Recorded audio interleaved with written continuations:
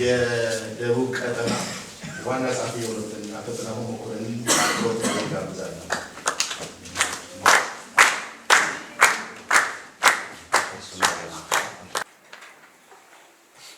ልጆች የእግዚአብሔር ስጦታ ናቸው፣ እውነተኛም የእግዚአብሔር በረከት ናቸው። መዝሙረ ዳዊት 126 ቁጥር 3። በጌታ የተወደዳችሁና የተከበራችሁ ከኢትዮጵያ ቃልዮት ቤተክርስቲያን ዋና ጽሕፈት ቤት በዚህ የተገኛችሁ በጌታ የተከበራችሁ የተወደዳችሁ ቀዳሚ የእምነት አባቶቻችን እና እናቶቻችን በጌታ የተከበራችሁ የተወደዳችሁ የደቡብ ቀጠና ቃልዮት ቤተክርስቲያን ስራ አስፈጻሚ አባላት በጌታ የተከበራችሁ የደቡብ ቀጠና የሁሉም ዘርፍ የጠቅላላ ጉባኤ አባላት ጥሪ ተደርጎላችሁ በዚህ የተገኛችሁ ከተለያዩ ከሃይማኖት ተቋማት ከመንግስት ተወካዮች ልዩ ልዩ እንግዶች ክብራትና ክብራን ከእግዚአብሔር የተሰጡልን በረከት በሚገባ ተንከባክቦ አስተምሮና ጠብቆ ማሳደግ የወላጅ ስጦታ ነው።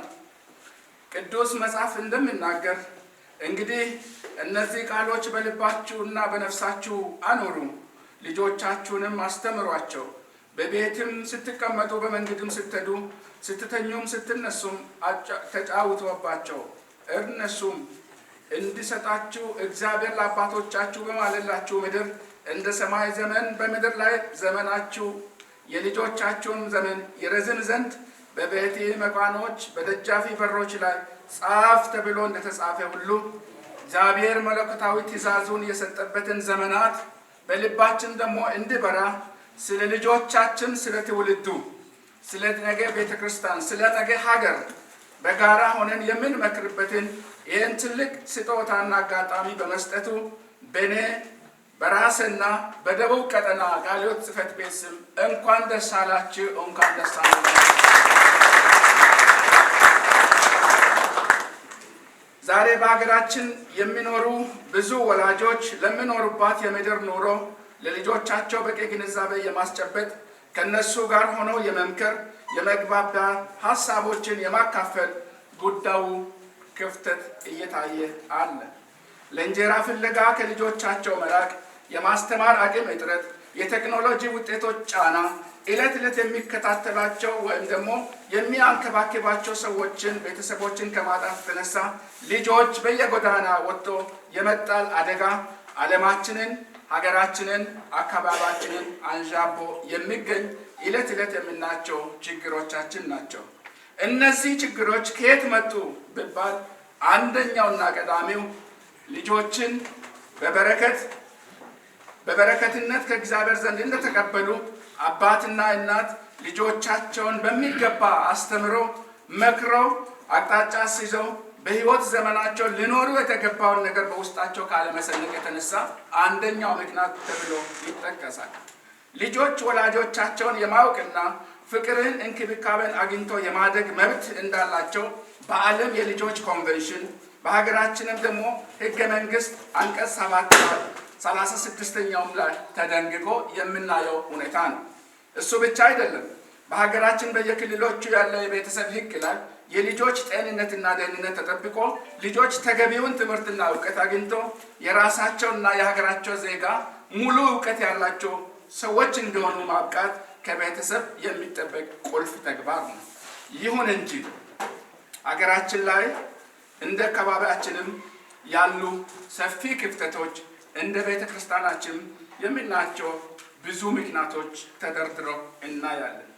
እነዚህ ክፍተቶች በሙሉ በምን ይሞላሉ ብንል በዓለም ሳለን በብዙ መከራ በብዙ ችግር ውስጥ እንደምንኖር ሁሉ የሚሞላ ግን የእግዚአብሔርን እውነት ስንከተል ብቻ መሆኑ መረዳት ያስፈልጋል። እውነተኛ የእግዚአብሔር ቃል ፍጹም ምክር የሚሰጥ በፍጹምነት ሰዎችን የሚቀርጽ በፍጹምነት ሰዎችን የሚያሳድግ ስለሆነ ልጆችን ወደ እግዚአብሔር ሐሳብ ወደ እግዚአብሔር ሕልውና፣ ወደ ጸሎት፣ ወደ መንፈስ ቅዱስ፣ ወደ ቃሉ ማስጠጋት ከሁሉም የበለጠ መመሪያ ሊሆን ይገባል። ዛሬ በዚህ የተሰበሰብን ይሄንን ቤተ ክርስቲያን ልታደርግ የተገባውን መመሪያ ልንተገብር አንድ አዲስ ነገር እግዚአብሔር በምድራችን በእኛ በቤተ ክርስቲያናችን ስለሰጠን እንደሆነ አስባለሁ። ይህም ሸማ ልጆችን የምናስተምርበት የመንፈስ ቅዱስ እንክብካቤ እየሰጠን የምንኮተክትበት መጽሐፍ ተሰጥቶልን ራእዩን ተቀብለናል። ለዚህ ደስ ብሎናል።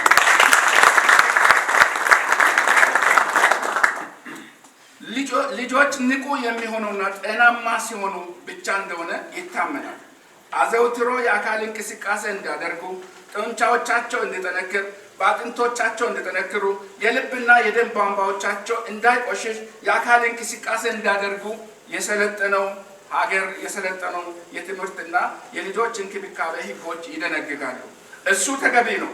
ውጫዊ አካላቸው ተጠብቆና በሚገባ ዳብሮ ማደጋቸው ተገቢነት ያለው ነገር ሲሆን፣ ነገር ግን በመንፈስ ቅዱስ ዳብሮ እንደማደግ ጥሩ ነገር የለውም። ይህንን ቤተ ክርስቲያን አስመራ ልትይዝበት ይገባል።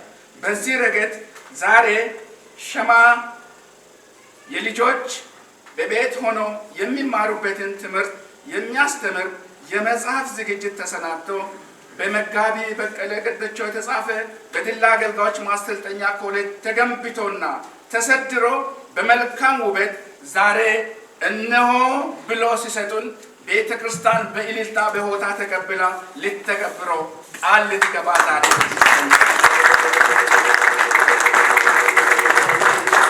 የተከበራችሁ ቅዱሳን፣ ጥሪ ተደርጎላችሁ የመጣችሁ ክብራትና ክብራን፣ ልጆች ብዙውን ጊዜ የወላጆችን ባህሪ ይኮርጃሉ ይባላል።